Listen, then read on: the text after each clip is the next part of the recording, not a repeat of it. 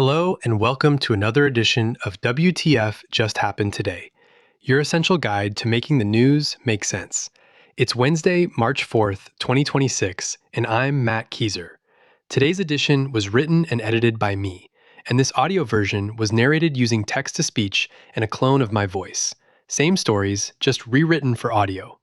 Now, here's what just happened today. First up, the Republican-led House Oversight Committee voted to subpoena Attorney General Pam Bondi for a closed-door deposition about the Justice Department's handling of records tied to Jeffrey Epstein. 5 Republicans joined Democrats to approve the subpoena after Representative Nancy Mace said Bondi's claim that the Justice Department released all of the Epstein files was not supported by the record. The department to date has released more than 3 million pages to comply with the Epstein Files Transparency Act. But the Justice Department has also acknowledged that it's withholding millions more documents under claims of privilege. Lawmakers in both parties, however, have criticized the department's process as both incomplete and sloppy, pointing to heavy redactions and episodes where victims' information appeared in public releases.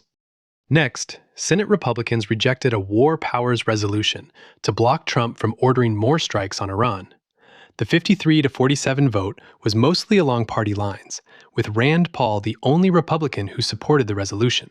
This essentially is the vote whether to go to war or not, Paul said.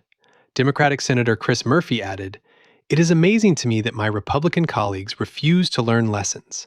6 Americans have already died for an illegal war that nobody wants. And for what? We still don't even know the reason for this war." One Democrat, Senator John Fetterman, voted against it.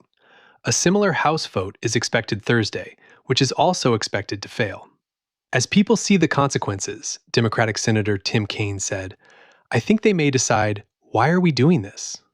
Meanwhile, Trump is actively considering and discussing America's role in Iran after the war with his advisors and national security team.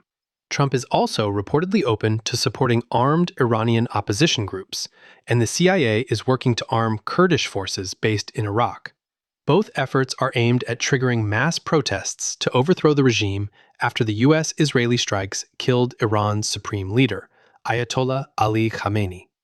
White House Press Secretary Caroline Leavitt added that Trump hasn't ruled out U.S. ground troops, but they aren't part of operational plans at this time. In primary elections news, Texas State Rep. James Talarico won the Democratic primary for U.S. Senate in Texas, defeating U.S. Rep. Jasmine Crockett for the nomination.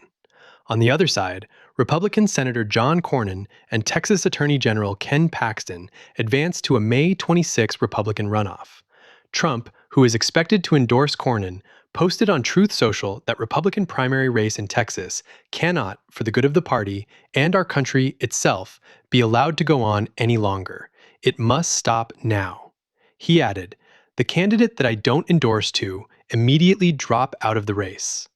In North Carolina, former Democratic Governor Roy Cooper and former Republican National Committee Chair Michael Whatley won their primaries, locking in a matchup expected to be central to control of the Senate.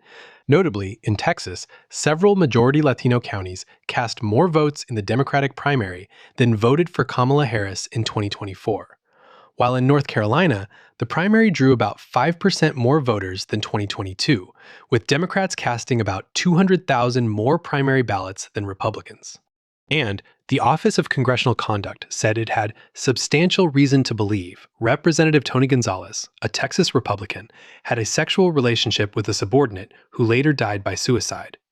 The matter was referred to the House Ethics Committee, which opened an investigation into whether Gonzales engaged in sexual misconduct toward a congressional employee and whether he discriminated unfairly by dispensing special favors or privileges.